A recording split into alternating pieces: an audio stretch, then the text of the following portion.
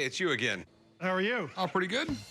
Rob comes in a lot. He's brought me so many guns, I think he might have an arsenal of antique weapons. He's great, but he's really stubborn. Once he turned down my offer, but came in like 3 days later on his hands and knees begging for the money. What do we have here? It's a Smith Wesson old model Army. Oh, that's cool. This is a Smith Wesson Model 2, right? They go by both names.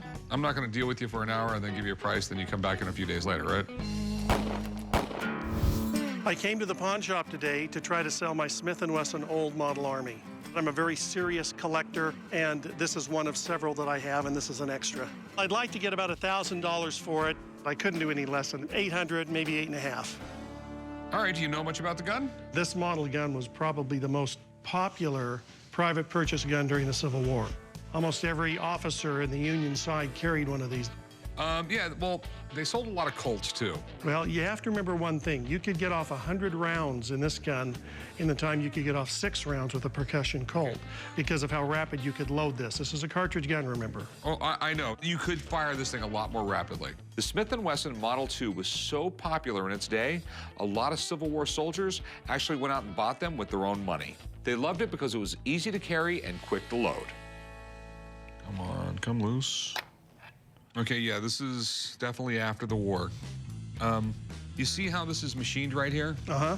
They cut out a few steps in the machining process right after the war, because beforehand, this wouldn't have been here. This would have been completely smooth all the way around. Right after the Civil War, they were making a lot of these guns, and they were making a lot of money on them.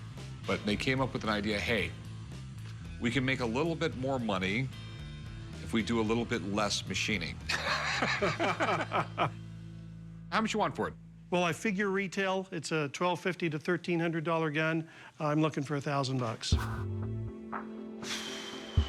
I'm thinking more like $700. And the reason why is I could put a Colt here and a Smith & Wesson from the same time frame, and I'll sell that one, and I'll put another Colt there, and I'll sell that Colt, and I'll sell that Colt, and I'll sell that Colt, and I'll sell that Colt, and then I'll sell this one.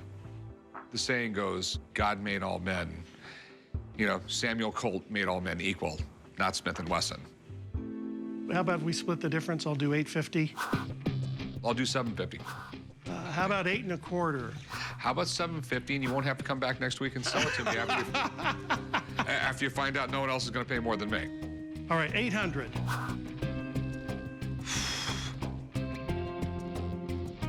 I'll go $775. $775? You're killing me on this. You know, you're killing me. I got to make a living. All right, I'll do it. Okay. All right, I'll meet you right over there. His first offer, $700, was too cheap. We settled on $775. It was close and it was fair, and I made a little bit of money on it. So, goodbye to the gun.